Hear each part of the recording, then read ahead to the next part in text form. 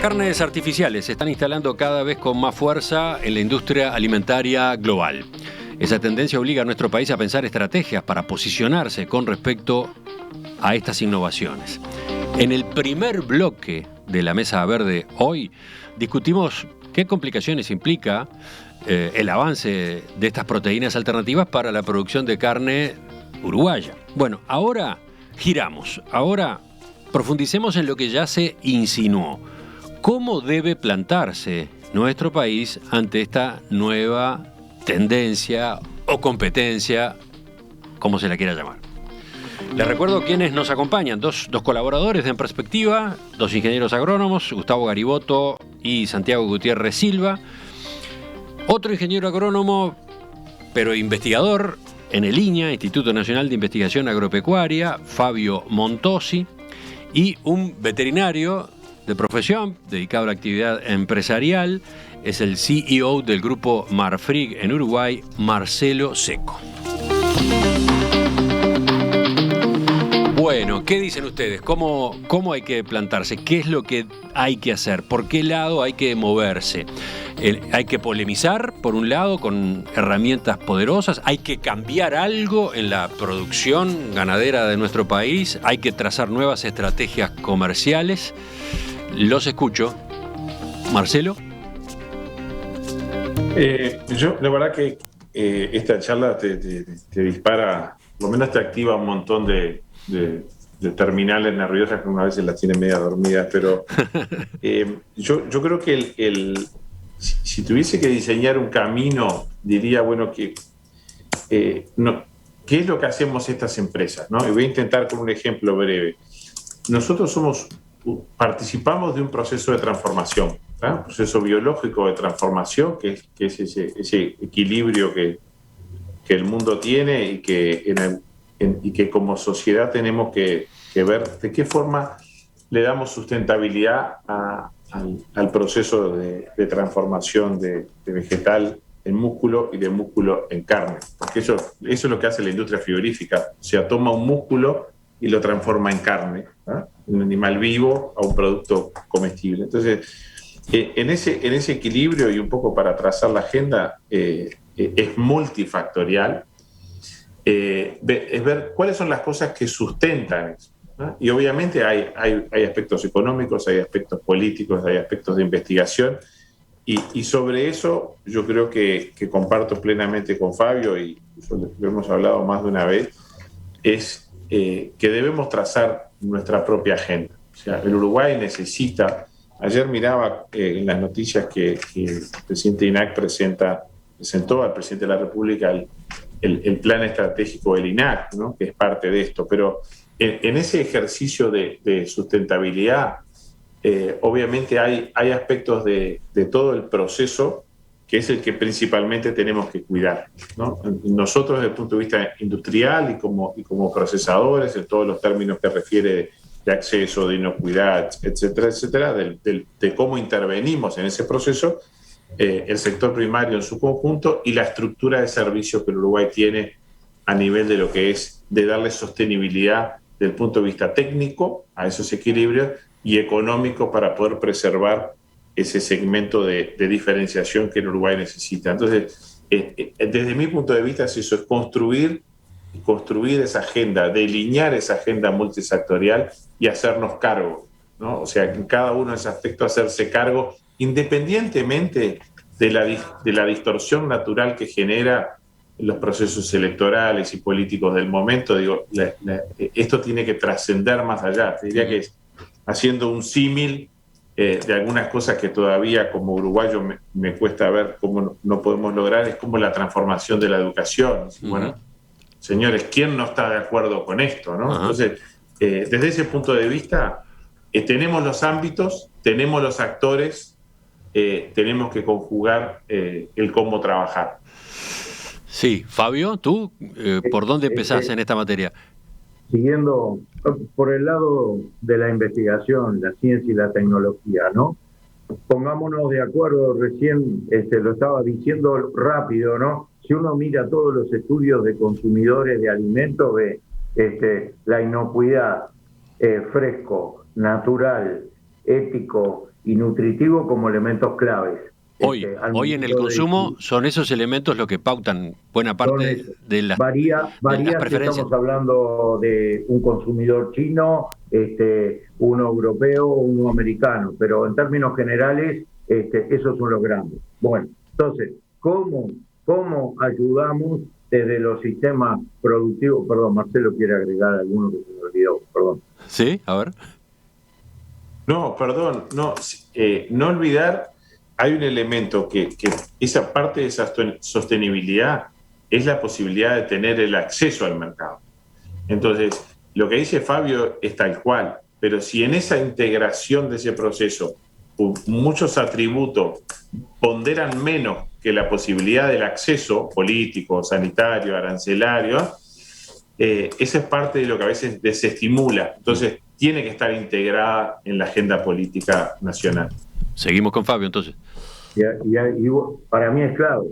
Eso significa hay que trabajar coordinadamente en toda la cancha. Por ejemplo, bajar los aranceles, que está diciendo Marcelo, que son más de 200 millones de dólares para la cárnica, que es un montón de plata.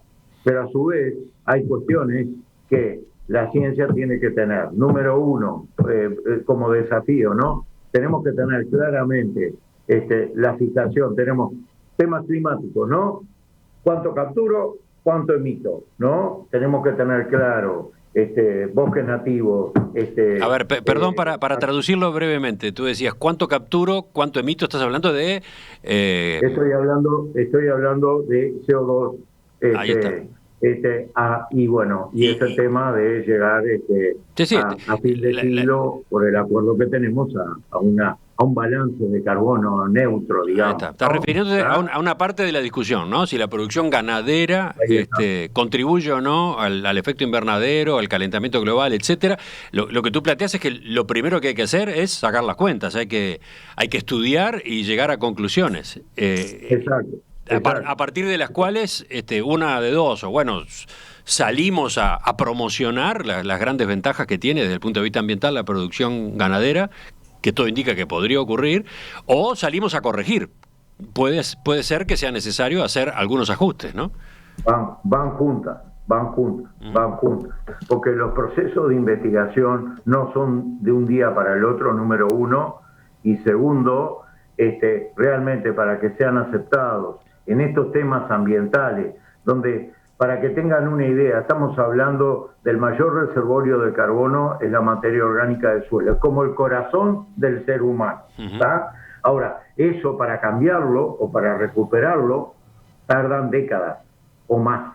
Entonces, temas no son de un día para el otro. Por suerte, como dice Gustavo, tanto Liña como Laudelar tienen informaciones de experimentos de largo plazo que ven cómo en la parte agrícola se perdió materia orgánica y cómo se recuperó con las pasturas, ¿no?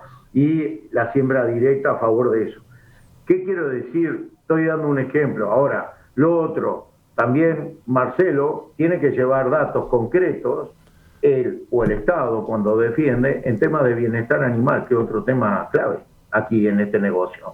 Entonces tiene que haber información científica que sea evaluada por pares internacionales. No solamente decir que soy bueno, sino que pasa por ese lado, ¿no? Hasta la genética en la cual estamos trabajando animal, empiezo a hablar del animal, ¿no? Tiene que emitir menos cantidad de de metano para producir 1 kilo de leche, 1 kilo de carne o huevo, ¿no? O lana, ¿tá? Ese es otro concepto importante. Por suerte en Uruguay se está trabajando en eso, porque en el fondo hay una visión de que esa producción, digamos, de sostenibilidad con lo económico, lo ético y lo social, además de tener una visión de largo plazo, tiene que ser fundamentada sobre bases científicas y económicas. Y hay un último concepto que le pongo a la discusión. Uruguay tiene 1 millón de hectáreas de monte nativo, tiene 1 millón de hectáreas de monte artificial. Estamos muy concentrados en la discusión de competencia entre sectores y los datos que tenemos de la ciencia nos están mostrando que cualquiera de los dos están capturando una cantidad de carbono que lo necesita la ganadería para hacer carbono neutra en el día de mañana. Entonces, la manera en la cual sepamos diseñar esos sistemas productivos y la convivencia, esa integración productiva entre la forestación y la producción animal es clave, se le va al país, porque se va a ver el país globalmente como una gran estancia. Bueno, ¿quién pide la palabra ahora? Estaba Santiago, sí. Santiago y después Gustavo, a ver, uno y uno. No, para resumir un poco en realidad, porque entre las cosas que dijeron Marcelo y Fabio me parece que están las grandes claves. Yo creo que hay dos cuellos de botella en un extremo y en el otro. Obviamente lo productivo interno de uruguayo y cómo colocamos nuestros productos en el exterior. Creo que Uruguay tiene que avanzar paulatinamente hacia apertura, no necesariamente apertura porque Uruguay tiene acceso a los mercados, sino a la mejora de acceso a esos mercados, bajar aranceles. A Uruguay le sale aproximadamente $100 por animal el pago de aranceles. Un animal que sale entre 500, 700, 800 dólares al frigorífico. Es un montón, realmente un montón. Eso por un lado. Y después tenemos que avanzar hacia, según mi punto de vista, las certificaciones. Carne certificada, más allá de las razas y de la calidad, ir hacia las certificaciones de huella de carbono o valor agregado ambiental, de bienestar animal también, y tratar de profundizar la diferenciación del producto por ese lado. Internamente, ¿qué cosas tiene que hacer, creo yo, que tiene que hacer Uruguay? Obviamente tenemos que buscar los caminos de aumentar la productividad, pero no necesariamente sobre la intensificación del uso de insumos, sino del valor fantástico que tiene el campo natural y la intensificación del uso que tenemos que hacer a través de las rotaciones y de la regeneración del mismo. Uruguay tiene un problema, por un lado, grande de sobrepastoreo y de subpastoreo del campo natural, que le ha quitado mucha productividad en kilos de carne por hectárea y en carbono retenido también, al mismo tiempo.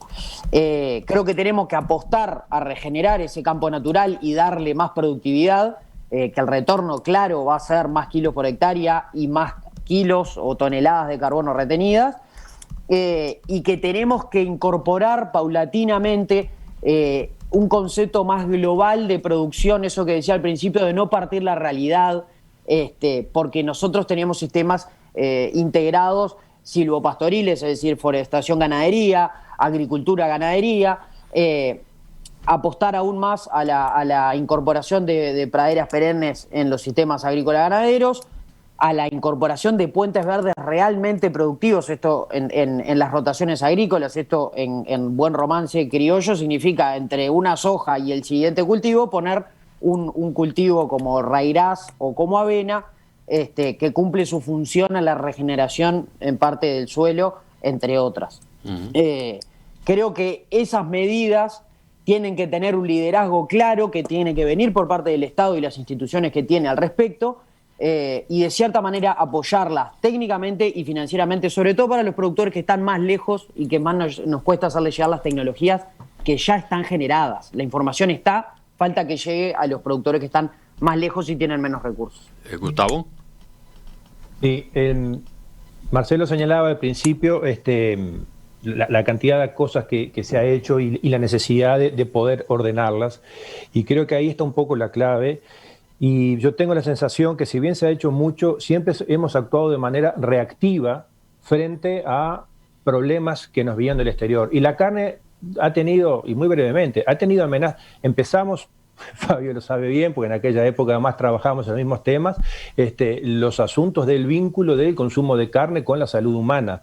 Y eso partió de una información muy científica, muy académica, pero incorrectamente interpretada porque obedecía a carnes producidas en sistemas de producción diferentes a los nuestros. Ahora, una vez cometido ese penal, esa mano en el área, faltando un minuto, revertirla es muy difícil, y trabajamos de los diferentes institutos mucho tiempo demostrando que esas informaciones no aplicaban a las características de las carnes uruguayas. Con el asunto del carbono, ahora ocurre algo similar. Ahora sabemos ya que el ganado no emite la cantidad de carbono o de carbono equivalente que en un momento se pensaba o se dijo que se emitía, lo cual no quiere decir que no lo emita.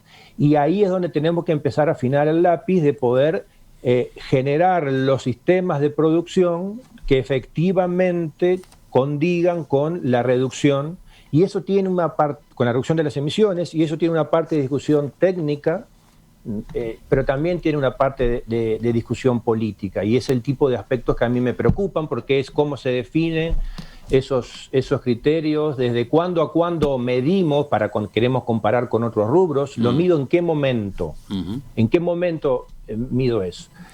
Y ni que tal vez el asunto del bienestar animal, donde ahí sí, el Uruguay ha avanzado muchísimo en los últimos años, vinculado sobre todo en la fase porteras afuera del bienestar animal, todo lo que es el transporte y todo lo que ha sido la enorme modificación de los frigoríficos vinculadas al bienestar animal, pero nos falta bastante en la interna, si bien se ha hecho mucho, en las porteras adentro del bienestar animal, y que eso implica, Emiliano y audiencia y los contertulios, en algún punto también algunos cambios culturales, de prácticas que venimos teniendo y que las vemos como naturales, y que hoy ya no son aceptadas. Y por ejemplo.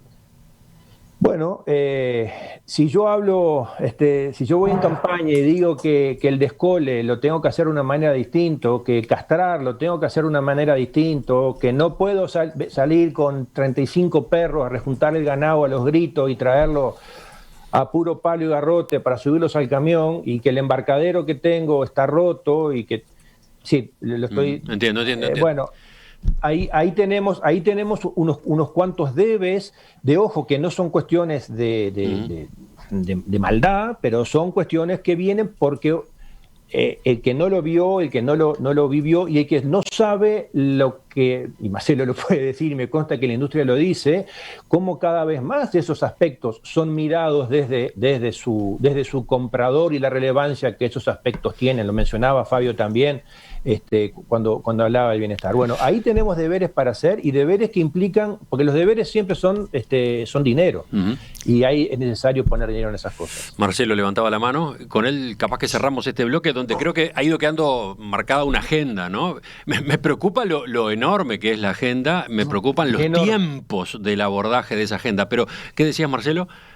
No, para no olvidar, cuando Gustavo mencionaba el tema dinero, obviamente en todo ese proceso hay señales que hay que transformar en la práctica, y insisto en lo dinámico que es. Yo me crié en este negocio y no para de transformarse. Pero una cosa muy importante, y yendo a algunas cosas que Santiago también decía, es tenemos que también monitorear cuál es en una economía como es la nuestra, que no sobra nada, cuál es el derrame que cada punto de crecimiento de la producción de carne o de la producción agrícola hace sobre la economía real. ¿Por qué? Porque tiene que ser sustentable económicamente. Entonces, yo creo que recién ahora, el año pasado, otro nuevo trabajo, la sostenibilidad desde el punto de vista económico. ¿Por qué? Porque la estructura humana y de infraestructura que lleva todo esto es diversa y también necesita transformación y formación. Ese mismo gaucho se está transformando, sin perder la tradición, pero obviamente ajustando sus prácticas. Y eso es parte de lo que también tenemos que monitorear, de que eso pueda ser sostenible económicamente para el futuro. ¿Qué están haciendo otros países con los cuales compartimos esta producción ganadera? Por ejemplo, ¿qué está haciendo Nueva Zelanda, Australia, Argentina, Brasil en esta cancha, que generan las proteínas artificiales o sintéticas? ¿Qué están haciendo los grandes grupos frigoríficos que recorren el mundo, que tienen presencia en distintos países? Bueno, con puntos como ese venimos en el final, el último bloque de esta primera Mesa Verde. Tengo afortunadamente una cantidad de mensajes de los oyentes que se han ido enganchando con el tema que estamos tratando en esta la primera edición de La Mesa Verde, pero tengo también observaciones de otro tipo, como esta de Adelaida, que viene con signo de admiración. Emiliano, qué imagen esa a tu espalda, hermoso cuadro de quién es. Sí, se refiere a la obra de arte nacional que tenemos instalada esta semana, desde el lunes, desde ayer, aquí en el estudio de En Perspectiva. Es un cuadro que no tiene título en realidad, y estaría bueno que después los oyentes nos dijeran cuál le pondrían, pero que pertenece a una serie titulada Convivencia. ¿De quién? De Verónica Sestau. Ella es la pintora. Este cuadro mide 100 de base por 150 de altura, es del año 2020. La técnica es óleo y spray sobre lienzo.